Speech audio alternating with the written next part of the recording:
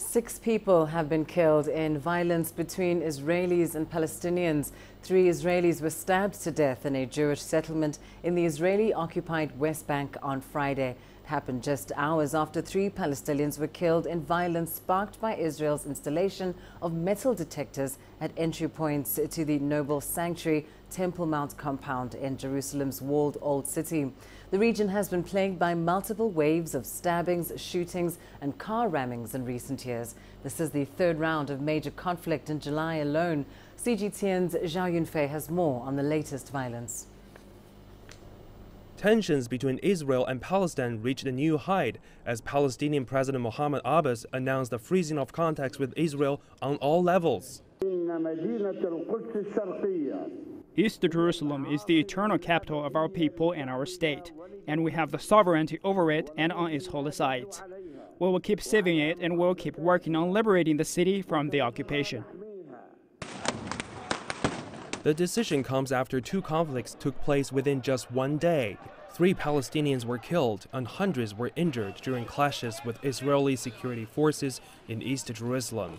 The violence was prompted by Israel's installation of metal detectors at entry points to a major Jerusalem shrine in its walled old city, where a number of worshippers went into the site to pray. Just a few hours after that, 2 Israeli men and 1 woman were stabbed to death in a Jewish settlement in the Israeli-occupied West Bank. The 3 victims were all members of the same family. Local media identified the attacker as a 19-year-old Palestinian. The assailant was neutralized by a neighbor, and he was found with 2 or 3 gunshot wounds. Tensions over Jerusalem's Al-Aqsa Mosque have lingered for days. On July 14th, 3 Palestinian Arab citizens of Israel opened fire near the gates of the Al-Aqsa compound, killing 2 Israeli policemen. Immediately after the incident, Israel shut down the compound. On July 16th, Israeli authorities reopened the compound after imposing security measures there, including new metal detectors. 4 people were injured after clashes erupted between worshippers and police. Lying in the old city of Jerusalem, the Al-Aqsa Mosque is central to the Israeli-Palestinian conflict. The mosque sits on Temple Mount, which has been venerated as a holy site for thousands of years by Judaism, Christianity, and Islam. It is considered the 3rd holiest site in Islam and the most sacred for Jews. So far, there's no comments from the Israeli side, which repeatedly pledges to maintain the status quo, while Palestinians refuse to enter the Temple Mount unless the metal detectors are removed. Zhao Yunfei, CGTN. Well, let's get you more details on these latest developments. We're joined from Cairo by our Middle East and North Africa correspondent, Adel Al-Marouki.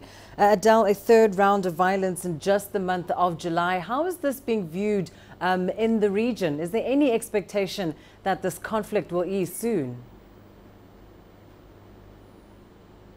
Well, Arab countries in the region have been quite alarmed by these recent escalations. Egypt has described it as a dangerous security escalation from the Israeli government, and it has warned of the consequences. And maybe the incident we've seen in the West Bank, where a 19-year-old irrationally goes and kills an Israeli family, could be one of these reactions. Al-Aqsa Mosque, it's basically the Temple Mount from a Jewish perspective, is a holy site where it has 2 mosques that are dear to Muslims in general. And any step, even if it's considered a slight security improvement, as installing metal detectors for the area itself, is considered by Arabs in general as a step further of Israel's attempt to maintain more control over these 2 mosques, holy sites for the Muslims in general. That's why it has been received by fury. There have been mass protests in Turkey, in Malaysia, calls of protests in Algeria. So across the region, most of the Arab countries and Islamic countries have condemned these latest steps and have warned about more violence that could happen whenever someone tries to tamper with the more or less stable situation there. There are always, of course, room for tension. But in generally, securing mosques by metal detector is something that is not part of Islamic mentality in general.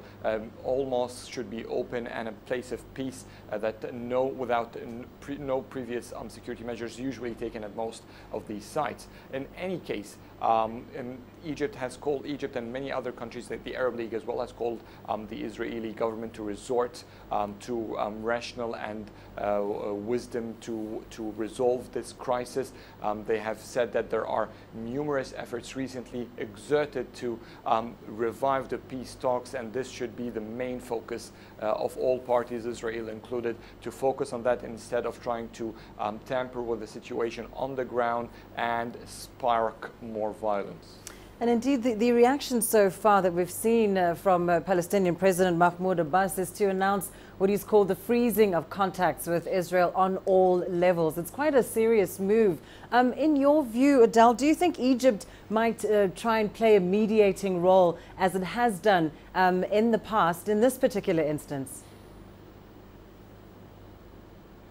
Well, definitely. There have been talks recently that there is what media here is calling the deal of the century, referring to possible final peace between the Palestinians and Israelis. President El-Sisi has been calling several times, and for the first time even we've seen an Egyptian president that in his media statements he directs his words to the Israeli people, something that was unheard of in the past decades. All of this shows how Egypt wants to play a major role in resolving the biggest crisis in the region, the Palestinian-Israeli conflict, and there have been efforts going on for months and maybe years to talk with the Israelis and the Palestinians, trying to pave the road to have direct talks. This was one of Egypt's prime missions in its foreign diplomacy in the latest years.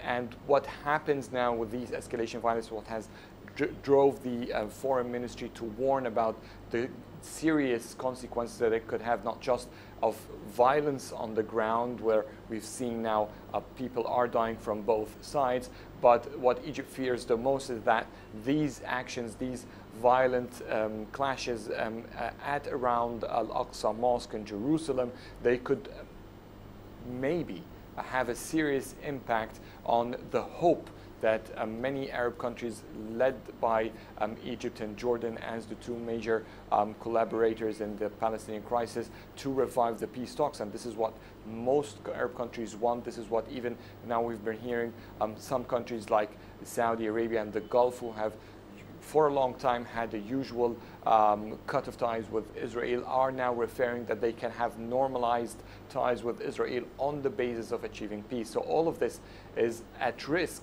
as far as, from an Egyptian perspective, of course, as far as the violence goes, and as far as Israel takes more measures to maintain security over the Temple Mount or Al-Aqsa Mosque. Indeed, a very delicate situation.